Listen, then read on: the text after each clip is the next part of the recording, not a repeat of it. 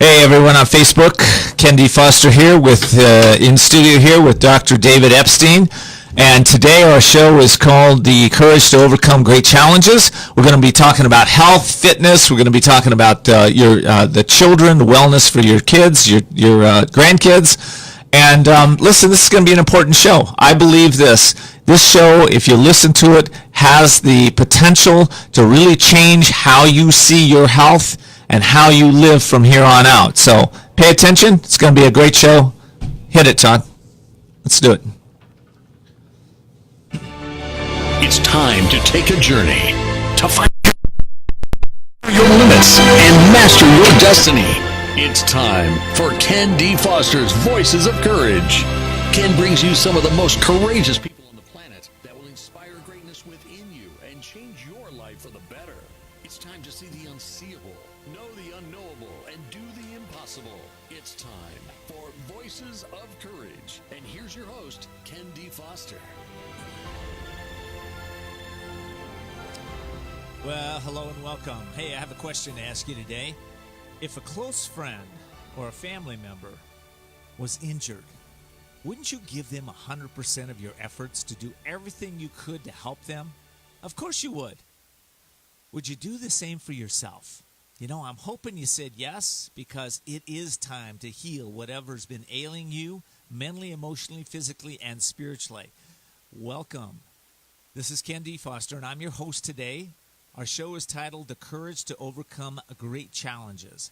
Listen, if you're new to the show, I'd like to welcome you. We're now on 103 stations in 27 countries. The show is about empowering you. And the show is about helping you to take your life to a new level and to be able to be at a place where, you know, some of your greatest dreams come true, right? In a healthy, vital, holistic way. We believe that, you know, we don't need a lot more information on radio. What we need is wisdom, courage, love, and understanding between us to make this world a little better place for all. So as you are aware, or maybe you're not aware, let me enlighten you if you're not aware, you can heal almost anything. Now, I say almost anything because medical science has diseases that are incurable right now. And some diseases have progressed so far that only divine intervention is going to have a healing. But for the most part, you can heal yourself.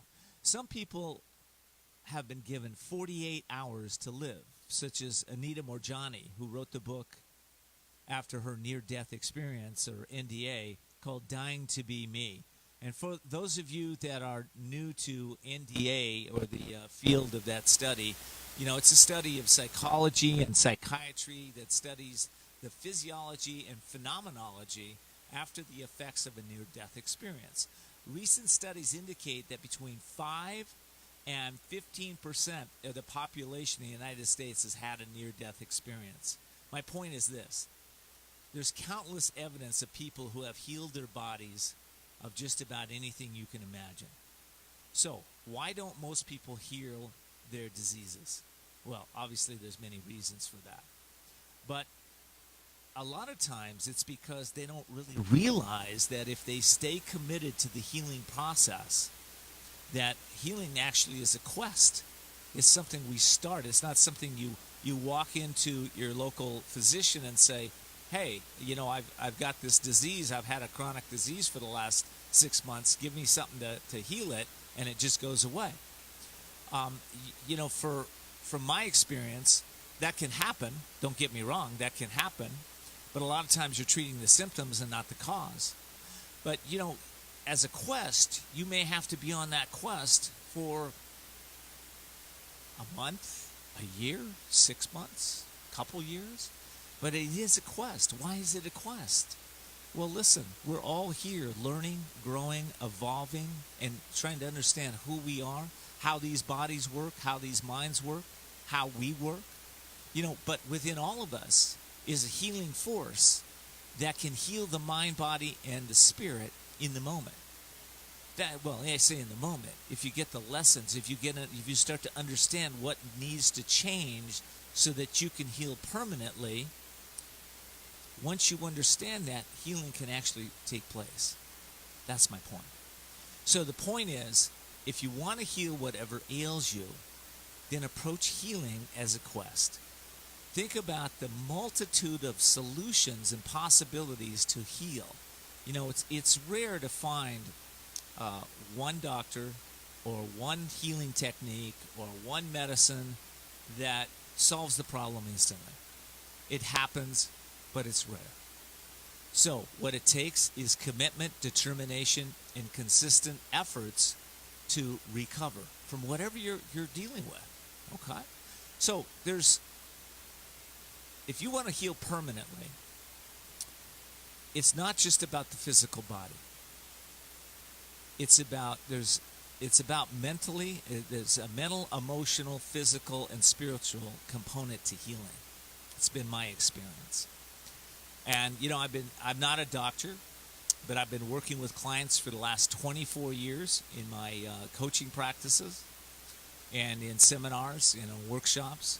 And I can't tell you how many people that I've experienced, when they can shift their mindset, can start the healing process. So how do we heal mentally? Well, first of all, we take full responsibility for our bodies, for our minds, for our emotions, for what's going on in our life. That's number one. And then you look at your part, if you have a part. Sometimes you don't. But if you have a part in creating the disease in you, you got to own it. You can't change what you can't acknowledge. It's been my experience. At some level, you got to get clear that, I have a part in this. Maybe it's the environment. Maybe it's what you're putting in your environment. Maybe it's what you're putting in your mind. Okay?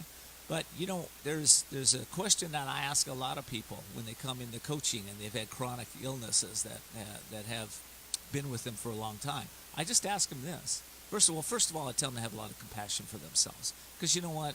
It's compassion, and I have a lot of compassion for those that are suffering. I've suffered a lot in my life. I've gone through a lot, so I understand the suffering we go through as human beings. But I do ask the person, I said, what would a person have to believe to have this particular disease? Now, some of you might say that's kind of harsh, but, I want to look at them and I want to give them every option to delve deep into themselves, into their psyche, to start to understand what is healing them, what can heal them. Also emotionally, I ask people to notice their feelings. Notice where that they're feeling. The disease might be in their hand, but they emotionally might be feeling it in their throat. So I ask them to get in tune with their body. How does it feel emotionally? And then I ask them a lot of times, are there unresolved issues emotionally? Are there regrets, resentments? Is there some anger going on? Shame, blame, guilt, traumas, dramas, any hurts of the past? As we start to look at these things, we start to clear out and create a space for healing, right? In fact, I wrote a book called Release, Renew, Evolve, and that book is all about helping you go within yourself and start to ask the subconscious mind. I like to take you down into the subconscious mind so that you start to look at anything that might be stopping you from healing, right? As I just went over. Resentments, blame, shame, guilt, right? So that book has specific questions in it that help you take you into the subconscious so that you can acknowledge what's going on, make a conscious choice to release it, and release it and move on. Okay? Physically, I ask people how long you've been living with that physical ailment. How many ways have you tried to heal it? Have you seen a doctor? Have you been on a quest? Have you done what you need to do, your part to heal whatever that is physically? And then spiritually, it's what's this disease teaching you? How are you growing? How are you becoming, what's the purpose of the disease? Is it to make you spiritually stronger? Is it for you to understand your own life purpose? So many people change when they have life-changing diseases. You don't have to have that to change, but if you have something going on, look at it mentally, emotionally, physically, spiritually. Listen, I'll be right back. We've got our guest coming up next segment here, Dr. David Epstein. He's going to be shedding some new light on what I just shared. We'll be right back. We'll be back with more Voices of Courage with Ken D. Foster. The most talented athletes in the world rely on a coach to get better, and the most successful business people do the same. I have found working with Ken D. Foster to be an extraordinary experience.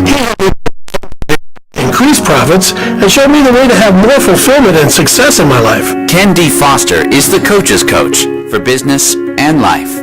He has been nicknamed the coach of the successful and wealthy. Ken is an instrumental part of my team and the success I have generated over the past 12 months. Ken gave me the strategies to increase productivity, reduce turnover, and take my business to the next level. So what's holding you back? Ken D. Foster is a master business coach with proven strategies to dramatically increase efficiency and productivity while maximizing individual development and fulfillment. Explore your possibilities. For a free consultation, log on to kendfoster.com. That's kendfoster.com. kendfoster.com. There comes a time when you know you need to restart and regain control of your life. A time to seek freedom from the anxiety, addiction, and other issues that may be bringing you down. A time to heal and re-emerge as the real you. Villa Kalima is a holistic residential recovery program exclusively for women for individualized treatment. Villa Kalima offers proven clinical and holistic therapies for the mind, body, and spirit to assure sustainable recovery. Villa Kalima focuses on healing the cause, not temporarily masking symptoms. It's the only way to truly recover and find yourself again. Villa Kalima is located in a beautiful, peaceful, resort-like setting and is a licensed and accredited residential treatment center accepting a variety of health insurances. Start your healing and renewal today by calling Villa Kalima in La Costa, California at 760-814-8214. 760-814-8214. Villa Kalima, a place for transformation. We're back with Voices of Courage with Ken D. Foster. Learn more about Ken, how to be a guest on the show, and sponsorship opportunities by visiting voicesofcourage.us. And now your host, Ken D. Foster. Well, welcome back. The show today is The Courage to Overcome Great Challenges. It's being brought to you by Women's Wisdom, San Diego's premier networking relationship building group for purpose-driven, soul-inspired female entrepreneurs. You can find them on the web at womenswisdom.net. That's womenswisdom.net. Also, I want to thank you for tuning in to Voices of Courage. If you're new to the show, we're all about empowering our audiences to step into their power, transform their lives, and become an unstoppable force, not only in your own life, but making a difference in other people's lives along the way. You can find us on the web at voicesofcourage.us, or just Google Voices of Courage. And if you're so inclined, join our insider group. The insiders get some great giveaways. Some of our guests give giveaways on the show. We give you free tickets, seminars, workshops, all kinds of things. So join us on the insider program. All righty. Today on my show, I have Dr. David Epstein. He is the co-founder and medical director of MVP Pediatric and Urgent Care. Dr. Epstein attended the University of California, San Diego for undergraduate schooling, then received his master's degree in applied physiology and biophysics from Georgetown University, and finally a medical doctorate from Georgetown University School of Medicine. His area of research has focused in on healthcare disparities as it relates to pediatric critical care. Okay, that was a mouthful. Dr. Epstein, welcome to the show. Thank you. Thank you for inviting me. Appreciate it. I'm so glad that, you're back in your hometown in San Diego. That's right. That's right. It's good to be back. Yeah. So you went to school down here. Yeah, there's some nice memories down here. The beaches, of course, for sure. Yeah. Well, I'm the last segment I was talking about, there's more components to healing than just the physical body. We're talking mental, emotional, physical, and spiritual. Do you find that at all in the practice when you're working with people? Yeah, definitely. Especially in the pediatric ICU, where you equate an ICU with machines and medicines and everything on that high level that goes into like researching different drugs and things. And so it's very, very, very scientific and very physiology based.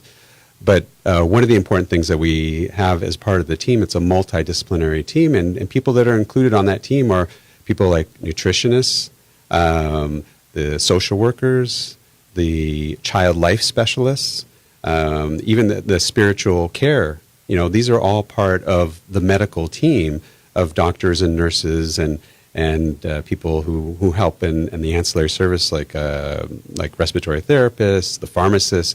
So it as I say, it takes a village to care for these critically ill children. And you know, it's surprising how. I mean, I guess I shouldn't say it's surprising because it's we see it that child life is a very important part of it. And that, you know, when you have a child, it's different than when it's an adult. Adult focuses on different things, but the thing that brings children back from critical illness is the medical care they receive. But in the absence of being a child, it's very hard for them, and they all want to go play in some form or fashion. And so people in the child life area, they bring that play back to children at the bedside, even if they're critically ill, and try to get them to being a kid again. Well, that's interesting that we do that for children, and I know that's your specialty. It resonates with me that we need to do that with adults too, because there's a part of us that doesn't want to be. We don't want to be in the hospital. We don't want to be in a critical care situation. We want to be out playing and having fun too. But anyway, so you know, one of the things I read about you is that you differentiate children. You say that children are not just little adults; they're children, and they need to be treated in that fashion. And that's one of the things I love about what you're doing with your clinic up there in Tarzana, because you're really specializing in the children area. So why are children different than adults? Well, I mean, their focus is on things different. They're a child. They just want to play. That's their goal. And like we mentioned before, and but also from a physiologic standpoint, excuse me, from a physiologic standpoint and an illness standpoint, they tend to differ in how their body reacts than an adult would. And so with, you know, pediatric specialized care, the focus is a bit different than adult care because they have a different set of diseases. And even if they get the same kind of cold, their body responds differently than an adult would in some situations. Like, for instance, like croup. People may have heard about croup, which is comes up, you know, kind of during the summer months, and we've seen a few cases recently. And for you or I, it's just a cold. And, you know, we've got a runny nose, we've got a cough and fever, we don't feel well. But for an infant or a small child, a toddler, what happens is that virus attacks the airway, and the airway narrows, and they have what's called stridor, which is when you're taking a breath in, it's like you're breathing through a smaller hole, and so they make a high-pitched noise as they're breathing in, and it can get them into respiratory distress, and they can have trouble. The reason being is because their trachea is anatomically different than an adult's trachea. It's smaller at a certain region, the subglottic area, and as they grow, their trachea enlarges and it becomes more of a different size. But as a child, that same virus that hits you or I makes a bigger difference in a child that age because of the way their anatomy is.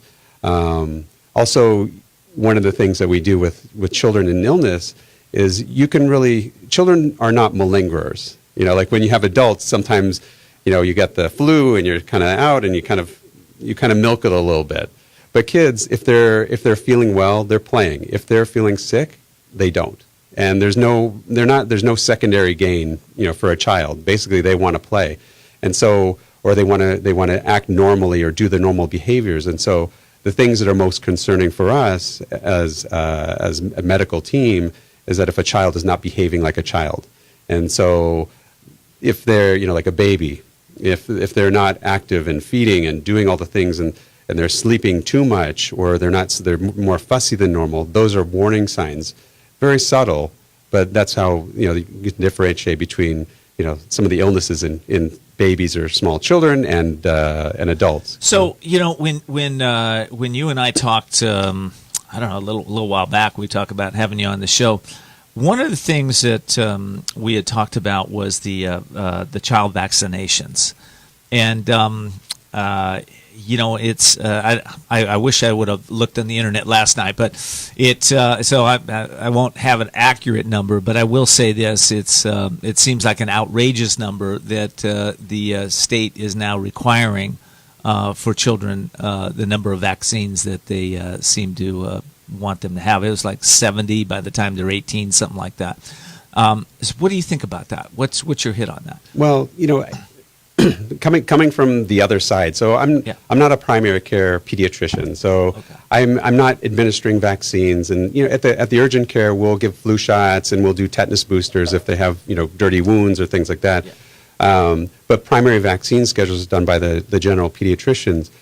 But that being said, I'm on the other side of when the kids get the illnesses, and it's a little bit harrowing, and it's like it changes your point of view in a little bit. It's like if you have a swimming pool, and you now as a pediatric intensivist, I've seen drownings. I've seen childhood drownings in swimming pools, or a toddler falling headfirst into a bucket of water. They can't pull themselves out. It's very traumatic, very traumatic. And so, for me, a pool means something different to somebody else.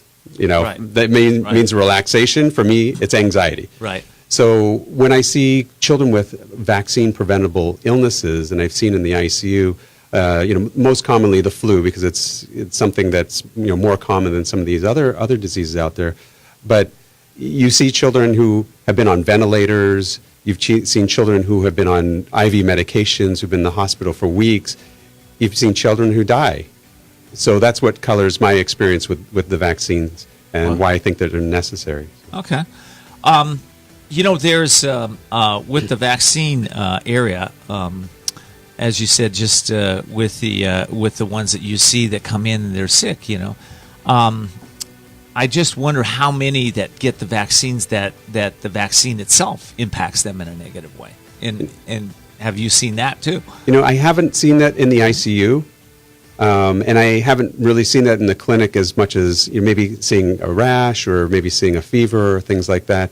I know that there are adverse effects from vaccines. Well, listen, let's talk about those adverse effects. I've got to take a break. I'll be right back, and we'll talk about the adverse effects of that. Okay. Yeah. We'll be back with more Voices of Courage with Ken D. Foster. You know you have it, the potential for a more rewarding life, a life that matters. But how do you get there? The answer is in a best-selling book by the coach of the successful and wealthy, Ken D. Foster, The Courage to Change Everything, Daily Strategies and Wisdom to Awaken Your Hidden Genius and Transform Your Life. With this powerful yet amazingly simple daily guide, your future is in your hands. You will be empowered to unlock your potential, bring out your true gifts, increase your wealth, and take your life and business to a new level. Get your life-transforming copy of Ken D. Foster's The Courage to Change Everything by going to couragetochange.us. That's couragetochange.us. Quite frankly, there's no other book like this. Imagine what your life could be like if you had at your fingertips the success principles to create the life you've always wanted. Are you ready to live your dream? Go to couragetochange.us.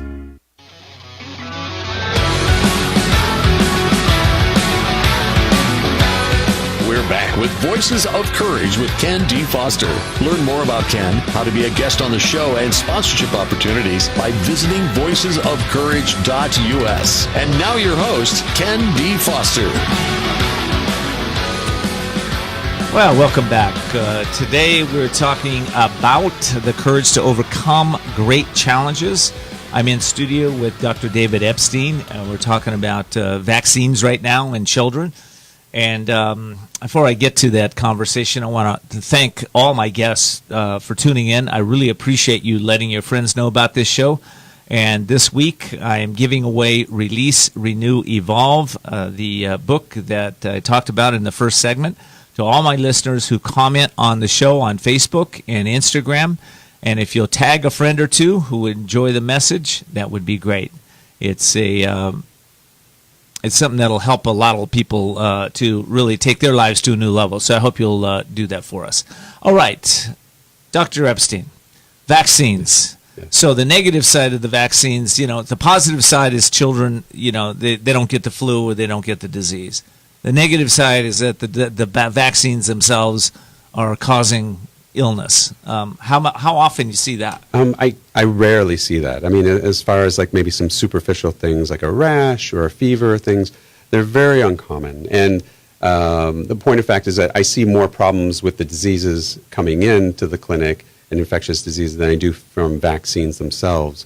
So, my view is a little bit skewed because I have seen that side of where I've seen vaccine preventable diseases like meningococcemia or pertussis or the influenza in the ICU, and it kind of colors your perspective a little bit, and those are the severe things. I've never seen a vaccine related injury in the ICU, so it kind of puts things in a little bit of a different perspective. So when you're talking about how many vaccines children are getting, the number of vaccines that they're getting and exposures to these antigens to try to build up immunity is very, very small. Even though it seems like a large number, it's very small compared to the number of things that they see every day. Because our bodies are exposed to everything in the environment every single day, different things that their immune system has to kind of fight against or get educated about. So vaccines are just a small part of that. Even though the number seems large to us, for our bodies, it's not. It's a very small number. Mm-hmm. Okay. Well, when we got on that subject, because I had told you the story about my nephew, who he got vaccinated, and then about a week later he went into autism. She shut down. He's been autistic ever since. And I had another family member, another nephew. This is both on my wife's side, that he got vaccinated, and he got both of them had the MMR, I think it was. And when he was vaccinated, about 2 days later, his kidneys shut down, and he's been a diabetic ever since. So I don't know. And I have another point of view. I see it because I got a family that's been impacted by that. And so, where's the balance? How do we know? Where's the test that says you're going to be impacted in a negative way, or you're fine to take them? Yeah. Well, I think the medical community is actively doing a lot of research, and as far as what I see and I've seen, there are thousands and thousands of researchers out there looking into these subjects and creating projects and looking at different aspects of vaccines, and all very well-intentioned people, and everybody wants to do good by the community and help children. And so I think there's no malintent by any creation of these things. There are surveillance systems in place, more so than, like, I give amoxicillin for ear infections, and I can't tell you how many times I've seen kids who've had allergic reactions to that. So there's a surveillance system for vaccines and vaccine safety. There have been a lot of studies, and the correlation between the MMR and autism in the scientific literature right now, there's overwhelming evidence that there is no connection. There's concern, because some people kind of equate, correlation with causation, and science is researching these things and producing large studies to try to kind of make people feel comfortable or identify areas in which there is a causation and not just a correlation. So, it's hard to discuss the topic in as much as I think that there's a lot of emotion behind some of the things, because people have things that happen in close proximity to vaccination, and then you have researchers looking into it and may not be finding it, but it really hits home, and you kind of have to start where the person's at and what happened to them and their experience to kind of understand their feelings behind it. Scientists can be wrong, but the scientific process isn't. Meaning that if something is proven and it's repeated over and over again through the scientific process, then it becomes more close to true as humans as we can possibly make it. But scientists individually as humans can be wrong, but the scientific process Isn't wrong, Isn't and wrong. I would agree with that. I mean, I think that's accurate, and so I think that, like you said, we need a lot more research in these areas. Excuse me. Oh, Gesundheit. But at the same time, when it's like you had mentioned in people to the amoxicillin, a lot of kids have a reaction to that. Where's the science behind that, right? How many kids are having a reaction? I mean, maybe that study's been done. I don't know.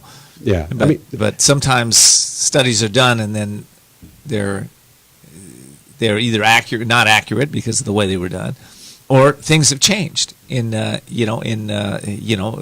child has, or the population has, or not population, the vaccine is no longer effective as it was in the past for whatever reason, right? Yeah.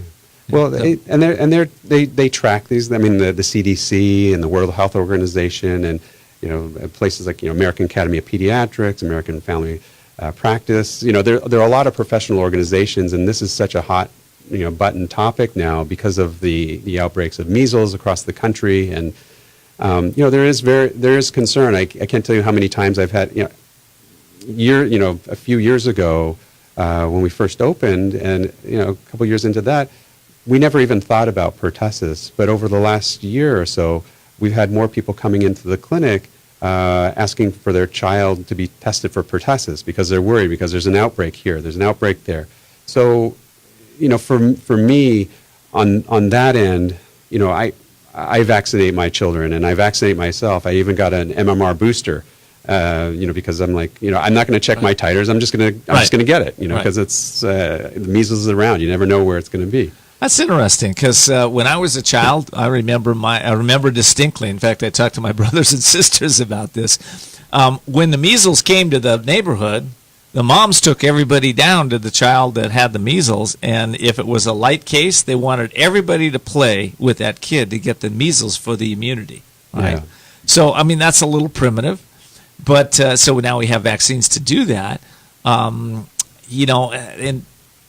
I mean, I think that's good. I think there's certain vaccines that help us. I think what happens with a lot of us, though, is that when does it cross the line of when the state gets involved and organizations get involved that say you have to vaccinate and we need a 90% or 95% vaccination pool to stop the disease, then personal freedoms start to be taken away and the government starts to tell us what we need to do. I don't know about that. I don't know if I want to get into that with you, but I don't know if you have a comment on that. But yeah, well, you got about a minute. Okay, go. for the first point about like the measles party or the chickenpox parties that they would have to try to get natural immunity. The natural course of diseases is very unpredictable, and they have statistics on outcomes, morbidities, mortalities related to that. So for me, personally, I think it's not a safe practice to do. And the vaccines, the side effects of the vaccines are outweighed by the benefits, and their adverse effects are not as severe as the diseases themselves. Well, listen, I want to finish that discussion with you, but I do have to take a break, and I do want to let people know how to get a hold of you before I take the break. So I'm speaking with Dr. David Epstein, and his site is mypediatric.com. That's my... MVP. Oh. mvppediatric.com. Let's get that right. mvppediatric.com. We'll be right back. We'll be back with more Voices of Courage with Ken D. Foster. The most talented athletes in the world rely on a coach to get better, and the most successful business people do the same. I have found working with Ken D. Foster to be an extraordinary experience. He helped me to expand my vision, increase profits, and showed me the way to have more fulfillment and success in my life. Ken D. Foster is the coach's coach for business and life. He has been nicknamed the coach of the successful and wealthy. Ken is an instrumental part of my team and the success I have generated over the past 12 months. Ken gave me the strategies to increase productivity, reduce turnover, and take my business to the next level. So what's holding you back? Ken D. Foster is a master business coach with proven strategies to dramatically increase efficiency and productivity while maximizing individual development and fulfillment. Explore your possibilities. For a free consultation, log on to kendfoster.com. That's kendfoster.com. kendfoster.com.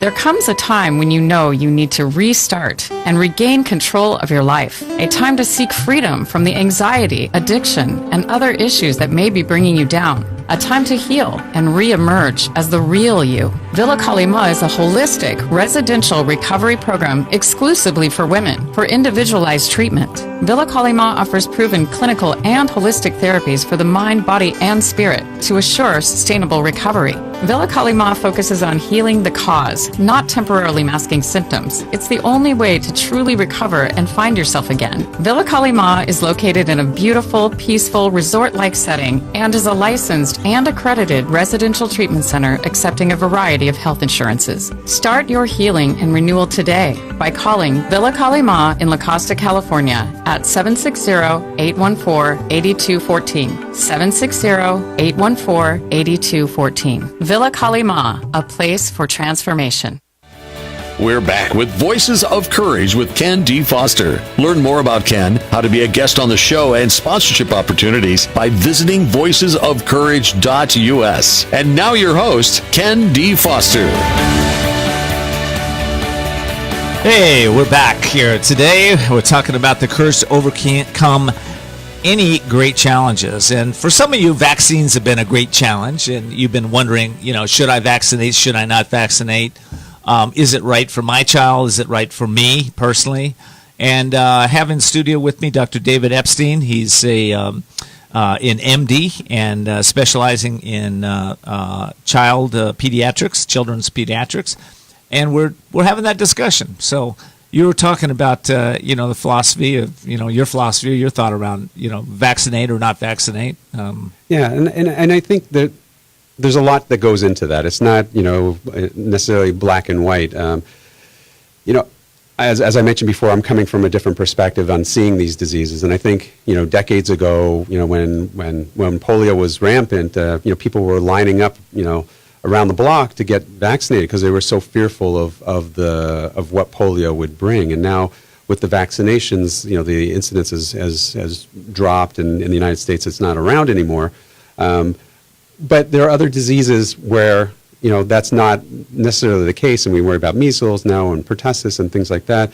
And I come from a different perspective also personally because I have a daughter who has juvenile idiopathic arthritis, and she's immunocompromised now because she has to take Humira and methotrexate to try to control the autoimmune response in her system. And so that puts her at risk for infections. And so that's something that my wife and I are always concerned about and trying to monitor because she's been vaccinated and she's protected, but her immune system isn't quite up to par. And so when these diseases come back, and we know from a pathology standpoint and studying in medicine what they can do, and it's not to say that it happens to everybody, all bad things happen to everybody, but if you're that 1 in 1,000 that gets encephalitis from measles, that's 100% for you. So nobody wants to be in that position. I haven't seen chickenpox, since the 90s, since they started vaccinating for chickenpox.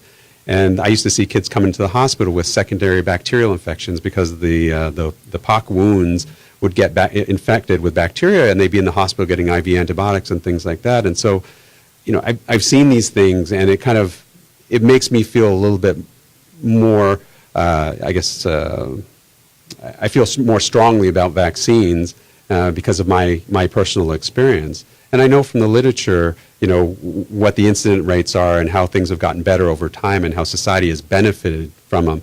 So, when you mentioned mandatory vaccinations and things like that, and I kind of fall on the side where, I would want everybody vaccinated because, I want people to be healthy. And that's my point of view from the things I've seen. If we could make the flu go away, and flu wasn't around, that would save a lot of people a lot of problems. Yeah, I think if we had the right numbers, I think that would give a lot more confidence to people. And when I was talking about things change, the AMA came out a month ago and said, hey, there's more risk in taking an aspirin a day than not, right? And we don't recommend that anymore. And I think that can be a challenge with vaccinations too. I think that does the good of vaccinating outweigh the damage that it's doing to the children that aren't available, that are compromised and they can't really take those vaccinations. I think that's always a challenge, right? Yeah, and medicine is like that. And I think that our duty in the medical community is actually to question things. I mean, we have to raise those issues. If there is something and there's a correlation with something that is bad with a vaccine, we have to address it so that we can make it better, or we can make sure that it doesn't happen. Like there was the rotavirus vaccine, which rotavirus is an intestinal virus that causes severe diarrhea and can really dehydrate kids and cause a lot of problems in kids with hospitalizations. So they created this vaccine, and unfortunately there was a correlation with intussusception, which was telescoping of the intestines on itself and causing problems in small children. So they took that off the market, and they redid the vaccine so that it was safer. And so I think with anything in life, whether it's an antibiotic or vaccine or anything, I think it's important for us to question things, not to the extent where we deny them entirely, but to question and say, hey, maybe we can do better. Maybe we can make this a little bit safer. And that there's always room for safety. We do that in our personal lives. We do that in the hospital. There are quality improvement initiatives in the hospital where they study outcomes. And I think that there is something where in medication errors is a huge thing in hospitals.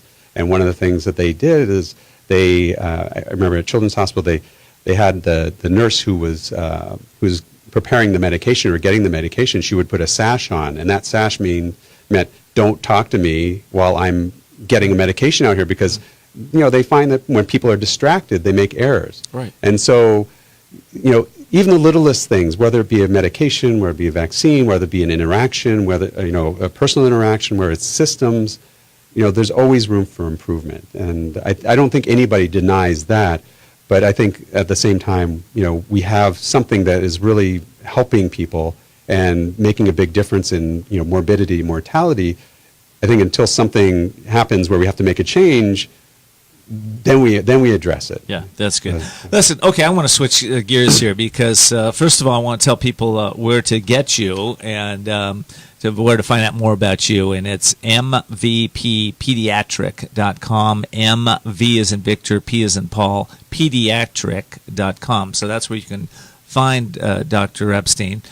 And he specializes with kids. So, you're doing things with children that I believe we've needed for a long time, because a lot of the urgent care organizations in San Diego and LA and Orange County and all around the nation are all set up for adults. They're not set up for children. So let's talk about that for just a minute. And what are you doing different there? Well, first off, I mean, we're specialized in dealing with children, and I think physicians as a group, I mean, there are ER doctors, there are family practice doctors, and they're great, and my hat's off to them.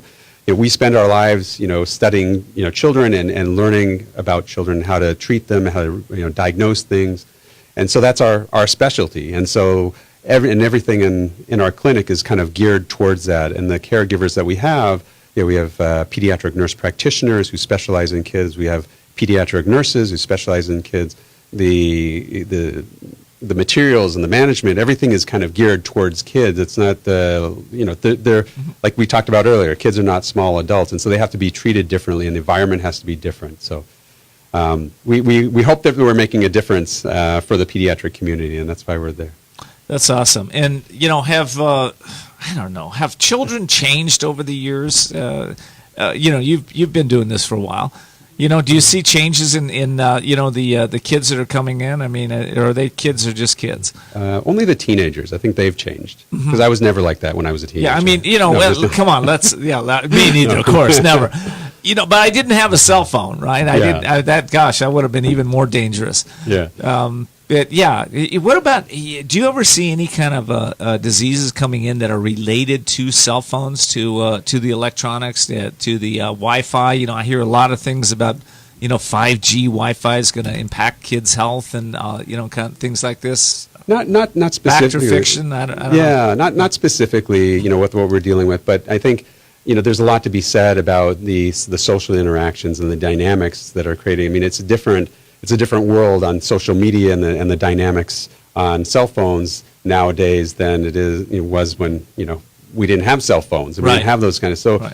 so I think some of the social interactions, things like bullying, is, when you were bullied when you were a kid before, you can just go home and you can be away from them. Now you're on a phone and social media and it's out there and you're always exposed. And so I think that there's probably I can't speak from the psychological aspect as much, but it feels like there's a lot more anxiety around those issues than there were in the past, because you're so locked into being connected, with the community. You can't take a break.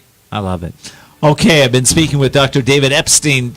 Doctor, thank you so much for being here. I thank appreciate you. I'm grateful for you having me on. Okay, well, listen, I got one more segment to do. We'll be right back. I'm going to be talking about what you need to know about change, right? How you can change things that are not working for you in your life. I'm going to give you the strategies to do that. We'll be right back. We'll be back with more Voices of Courage with Ken D. Foster. You know you have it, the potential for a more rewarding life, a life that matters. But how do you get there? The answer is in a best-selling book by the coach of the successful and wealthy, Ken D. Foster, The Courage to Change Everything, Daily Strategies and Wisdom to Awaken Your Hidden Genius and Transform Your Life. With this powerful yet amazingly simple daily guide, your future is in your hands. You will be empowered to unlock your potential, bring out your true gifts, increase your wealth, and take your life and business to a new level. Get your life-transforming copy of Ken D. Foster's The Courage to Change Everything by going to couragetochange.us. That's couragetochange.us. Quite frankly, there's no other book like this. Imagine what your life could be like if you had at your fingertips the success principles to create the life you've always wanted. Are you ready to live your dream? Go to couragetochange.us.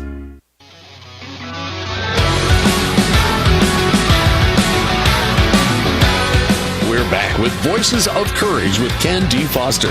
Learn more about Ken, how to be a guest on the show, and sponsorship opportunities by visiting voicesofcourage.us. And now your host, Ken D. Foster.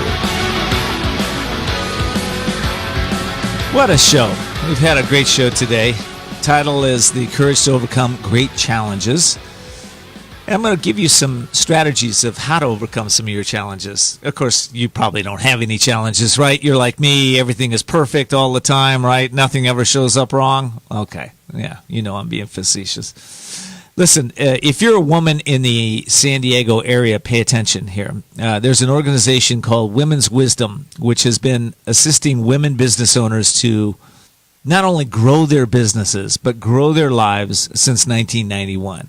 Women's Wisdom is San Diego's premier networking and relationship building group for soul-inspired female entrepreneurs. You can find them at womenswisdom.net. That's womenswisdom.net. Okay, overcoming great challenges. Wow. I've been in this business for 25 years, somewhere around there. And what I've seen is that a lot of times people attend a workshop, or they'll read a book, or they'll hire a coach. There's something in their life they really want to change. And what happens for a lot of times is sometimes it works, but most of the time, especially if they're trying to get motivated and they're trying to inspire themselves to make a change, most of the time it doesn't work, right? I think we can look at New Year's resolutions as an example of that.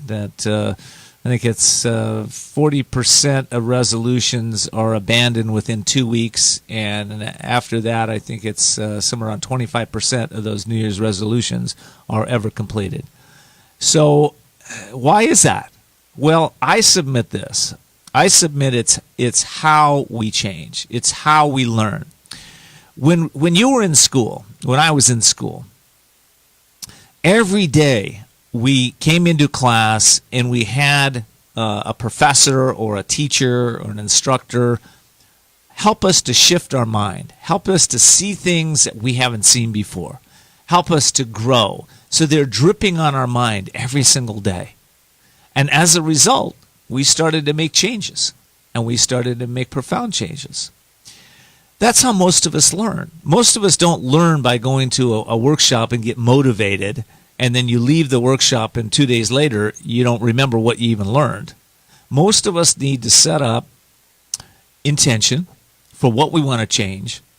And as I was saying in my earlier segment, change happens not only with intention, but with daily actions around it. So you might need to get some information around what you need to change. I do that all the time. But when after I get that information, I might pick up a book and I'll start reading. Let's say I want to learn about how to fast. I want to lose a few pounds. So I'll pick up a book or 2 or 3. I'll get some information about it. After I have the information, I'll make a choice on what I want to, which path I want to take. Once I know that path, I'm fully committed to that path. And I take that path, I immerse myself in that path, whatever it may be, until I either get results or it doesn't work. If it doesn't work, I don't stay on that path. I go and find another path. But here's the point. I immerse myself in information on a daily basis while I'm on whatever quest that is. And I found that we need to change how we change. So we really need to stop just making up that you can change by doing one thing, one workshop, one event, one class. That's not going to happen. So I wrote a book around this, and the name of the book is called The Courage to Change Everything, Daily Strategies and Wisdom to Unlock Your Genius and Transform Your Life. And I wrote it. It took me about 6 years to write it. It's coming out in July. And I wrote it specifically for clients and myself that need inspiration, a little wisdom, some guidance, some coaching every single day to drip on their mind every single day so that change can start to take place. And what I found is that we don't need just more information. We need more wisdom. We need to tune into that place in ourselves that really does have the answers. All of us have undeveloped a gut feeling or a gut intuition. All of us have that. But for those that are taking their lives to the next level, they've developed that intuition. See, intuition is 100% accurate, right? Now, undeveloped intuition may be 20% accurate. You have a gut feeling, but it's the wrong gut feeling, okay? Because you've got emotions or you've got programming in your head that's telling you one thing. You're not even seeing reality clearly. So to be able to see things in a new light, see the unseeable, to start to know things that you don't know the unknowable, and start to do things that you have not been able to do before, we really have to change on a daily basis. So again, I wrote the book, The Courage to Change Everything. And I have in my hands right now day 57. So this book is written on a day-by-day basis. You read it every day. You spend anywhere from 10 to 15 minutes with it every day, drip on your head. And here's day 57, so you get a sample of what this is all about. Courage combined with faith is an unstoppable force. Have you ever been in a situation where you tried to think of every possible way to get out of it, and you seemingly exhausted your mind? Celebrate. Breakdown is an amazingly good place to be in because you realize that it will take more than your limited thinking to overcome the problem. Can you relate to this? It is in the moments of utter frustration that you can choose to surrender your limiting beliefs and start looking for an alternative answer. Most of the time when people are stuck, their thinking is polarized. They think in terms of absolutes. It's either this way or that way. Seldom do they ask, how many possible solutions are there to this problem? When this happens, many times the doors will open where you least expect it. It is surrender that walks you through it, because you have created a new path, yet in the unexplored mind. Remember, there's always more solutions to problems than there are problems, but you must surrender your old ways of thinking, open up your creativity, and change your point of view to find the solutions that will work for you. Today, ask, if I knew I could overcome all stressors, what could I do right now to generate peace? Number 2, how will I increase my choices so I will always succeed at overcoming my problems? And number 3, what must I remember to be a successful problem solver? In your actions, think of one problem you're facing right now, and then challenge yourself to come up with 10 solutions to that problem. That's what it's about. I hope you'll check it out. The book you can find at couragetochange.us. That's couragetochange.us. Thank you for tuning in today, and we appreciate your questions and your comments. So send them to us at voicesofcourage.us or on Facebook. Take care. Thanks for joining us for Voices of Courage with Ken D. Foster. Learn more about Ken, how to be a guest on the show, and sponsorship opportunities by visiting voicesofcourage.us. And we're always interested in what you have to say. So follow Ken on Facebook, Twitter, and Instagram, or email your questions and comments to viewer@voicesofcourage.us. Also, you can find all of Ken's previous shows by visiting voicesofcourage.us. Be sure to join us next time as Ken brings more stories of courage that will inspire greatness within you and change your life for the better. Until next time, live courageously and see the unseeable, know the unknowable, and do the impossible. This has been Voices of Courage with Ken D. Foster.